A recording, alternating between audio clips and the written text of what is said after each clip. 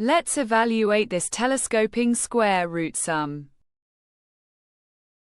Here's the original expression we're asked to simplify. To simplify, we multiply the numerator and denominator of each fraction by its conjugate. This helps us eliminate square roots in the denominator using the identity for the difference of squares. Using the difference of squares formula, we get the denominator becomes 2 minus 1, which is 1. Similarly, for the second term, the denominator simplifies to 1 again. And even the final term simplifies to 1 in the denominator. Let's clear the previous steps to make room for the next part of the solution.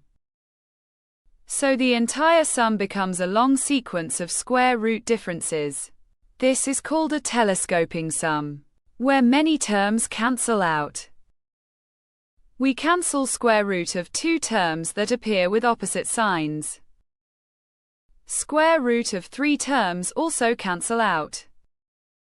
Only the first and last terms remain.